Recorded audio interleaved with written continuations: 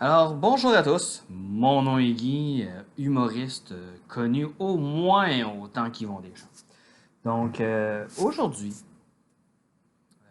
dans cette période de pandémie, c'est plus dur de se trouver des salles de spectacle, on se le cachera pas. Donc, j'ai décidé de faire un sketch à la maison. Donc, comme vous voyez, avec mon décor extraordinaire. Euh, J'aimerais vous parler du miracle de la vie. Alors, dans cette salle virtuelle, combien de femmes sont enceintes ou ont eu leur premier bébé? Levez la main. OK, merci. Alors, toutes celles qui ont déjà eu un premier enfant, vous pouvez descendre la main. Celles qui sont enceintes présentement et qui ont été voir le médecin ou la sage-femme, puis qui se sont fait dire par les infirmières, puis tous les accompagnateurs, accompagnatrices, puis pendant les cours de maternité, que vous avez un beau miracle de la vie en vous. Eh ben, regardez toutes les femmes enceintes qui ont, ou qui ont eu leur premier enfant, qui vous regardent avec un petit sourire en coin, là, puis qui n'osent pas dire un mot pour pas péter votre bulle. C'est ça. Eux autres, ils savent. Alors, je ferai pas un sketch sur c'est quoi l'accouchement. Je veux dire, il y en a eu tellement que ça serait ridicule d'en faire un de plus. Puis Yvon Deschamps serait déçu, je veux dire. Hein? On refait pas ce qui a été fait. Mais j'aimerais vous parler du miracle de la vie en tant que tel. Terme qui a été utilisé par ma mère, qui est décédée il y a quand même 3 ans, pas si longtemps que ça quand même, mais bon, peu importe, qui a été utilisé par ma mère tout au long de sa vie. Ma mère, quand elle était jeune, elle rêvait d'être une maman, ce qu'elle est devenue. Et c'est elle qui a utilisé le terme miracle de la vie tout au long de sa vie pour parler d'avoir des enfants, de l'accouchement et tout ça. Euh, j'ai un petit peu de misère à m'expliquer comment est-ce qu'une femme peut faire pour appeler ça le miracle de la vie. D'un autre côté, je comprends, je veux dire, si on prend d'un point de vue purement biologique, les femmes, vous avez l'évolution de Darwin dans votre utérus de A à Z. Là. On part de l'être unicellulaire qui se sépare à l'étape tétard, à l'étape gornouille, à l'étape Rocky Balboa ou singe poilu, à l'étape je suis un bébé. Et j'aimerais aussi dire quelque chose de vraiment important. Mesdames, toutes les femmes enceintes au monde sont magnifiques. Vous êtes belles. Vous êtes tellement extraordinaires jusqu'à vos 6 mois. Je veux dire que vous pésiez 275 livres, puis que vous ayez du poil partout. Au moment où vous tombez enceinte, vous devenez une mannequin. Vous devenez belle. Parce que vous portez une vie en vous qui vous vitalise. Bon, évidemment, on va oublier on parlera pas des hauts de cœur puis tout ça, ça a été couvert. Comme je vous dis dans d'autres sketchs, là, on passe par-dessus ça. Pourquoi 6 mois? 6. 1, 2, 3, 4, 5, 6. Pourquoi 6 mois? Parce qu'après 6 mois, là, ça devient triste. Là, ça devient comme un beluga échoué, là, ou une baleine, un bébé baleine, un baleineau qui s'est échoué puis essaie de s'en virer. Votre ventre, dépendamment de si vous le portez en haut, en bas, au centre, en avant, en arrière, peu importe, là. Mais mettons que vous le portez un peu plus en avant, votre bébé, là, comme en avant, là, où mes mains sont, là. Ben, quand vous êtes couché sur le côté, ça prend une grue, un charrutier, puis tout ça pour virer de bord, cette petite bête-là. Puis c'est là que Rocky Balboa, t'as osé me déranger! Se défoule. À l'étape de Rocky Balboa. Puis là, ben, vous virez de bord, puis là, votre conjoint qui dormait paisiblement fait comme tremblement de terre, vite en dessous. Non, c'est juste ma femme qui s'est couchée de bord. OK. Donc là, hein, le miracle de la vie, à ce moment-là, il est pas mal moins sexy un petit peu. Puis malheureusement, la femme aussi, là. Puis si vous êtes chanceuse, ben, vous le portez un peu plus en dedans, fait que vous vous revirez plus facilement. Vous avez moins le Rocky qui vient vous frapper en dedans sur son morceau de viande congelé, ben, qui est en fait votre intérieur, là. Fait que c'est ça. Fait que votre beau miracle de la vie, comme on dit, ben, il est là. Mais là, j'aimerais revenir à ma mère, qui visiblement m'a eu, parce que je suis là. Je suis son miracle. Ben, on était 3, là. Fait que je suis le premier miracle de la vie qu'elle a eu. Elle a insisté. Une femme qui a été à l'hôpital pendant 33 heures pour m'avoir. 33. Ça, si vous prenez votre journée de travail de 8 heures, vous le mettez bout à bout, c'est 4 journées de travail plus 1 heure de temps supplémentaire. Pensez-y, là. C'est une femme qui reste à l'hôpital pour avoir un enfant, par voie naturelle, en plus, hein, pas de césarienne, rien, non. Pas parce qu'elle voulait pas, c'est juste que ça a donné qu'au moins, si vous voulez faire une césarienne, j'ai popé là. Mais pensez-y, 4 journées de travail plus 1 heure de temps supplémentaire pour avoir un enfant. Un enfant, moi. Un. de souffrance, de doute, de contraction, de tout ce que vous voulez, le corps médical a changé 4 fois. Le docteur est obligé d'aller prendre des douches, du café, toutes sortes d'affaires, parce que entre fin des années 80, 70, pardon, début des années 80, rappelez-vous de 3 choses. Un, on fumait dans les hôpitaux. Peut-être pas nécessairement dans la salle d'opération, mais ça fumait dans les hôpitaux. Il y avait des cendriers, là. 2, Bon Jovi n'était pas encore à la mode à 100%. Puis 3, on prenait des photos des accouchements. Je ne sais pas si ça se fait encore aujourd'hui, mais ça se faisait dans le temps. C'est bien important de se souvenir de ce petit détail-là. Ça va revenir plus tard.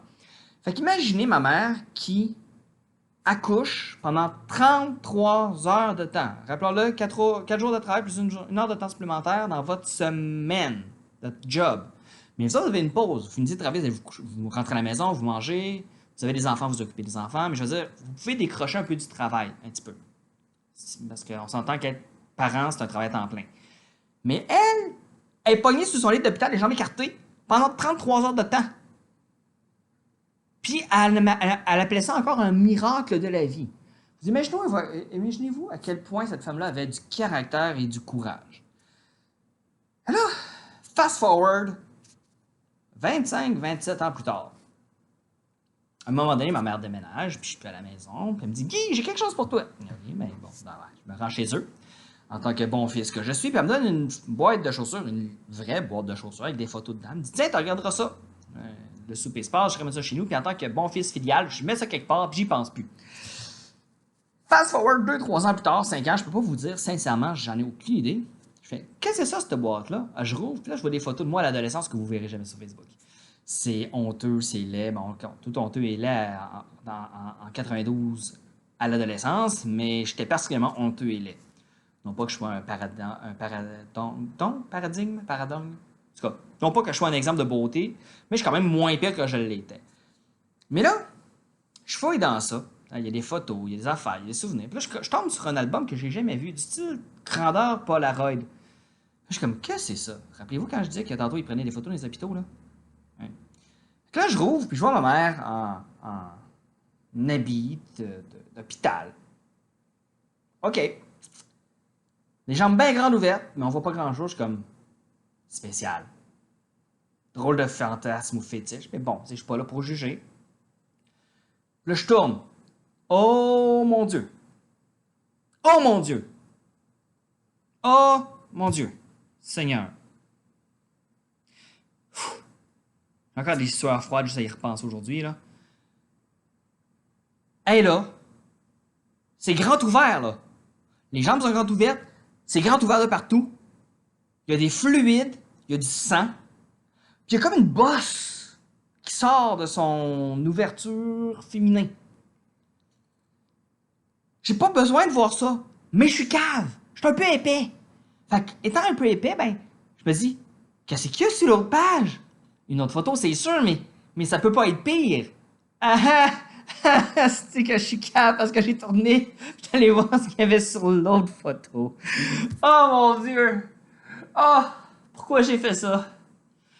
Il y a une tête de bébé qui est en train de sortir. Il y a du sang partout. Il y a 2 mains qui sont comme approchées dans l'objectif. Puis il y a un gros plan sur son entrejambe. Puis une tête pleine de sang, puis de liquide qui sort. Puis j'ai fermé le livre. Là, je prends le téléphone, j'appelle ma mère. Maman, salut, c'est Guy. Salut, comment ça va, mon beau garçon?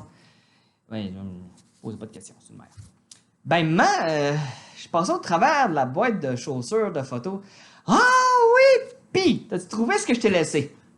Chris, que oui, que je l'ai trouvé ce qu'elle m'a laissé, mais tu sais, je peux pas dire ça de même, hein? C'est ma mère.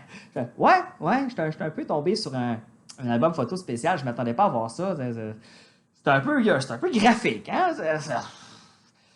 Je sais pas trop comment dire que, tu sais, j'ai tout vu, là, pis que ça me tentait pas. Tu sais, non. Elle dit, hey, c'est pas beau le miracle de la vie? Non, c'est pas beau. Non.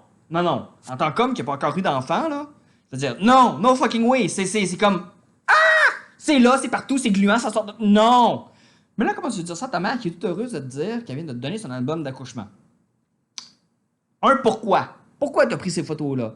C'est la question que j'ai posée quand même, mais de manière plus gentille. Fait que, maman, pourquoi tu as pris ces photos-là? Ben écoute, Guy, je voulais avoir un souvenir au cas où j'aurais juste un enfant, du beau miracle qu'est la vie. 33 heures de souffrance, un accouchement terrible, c'est un miracle de la vie.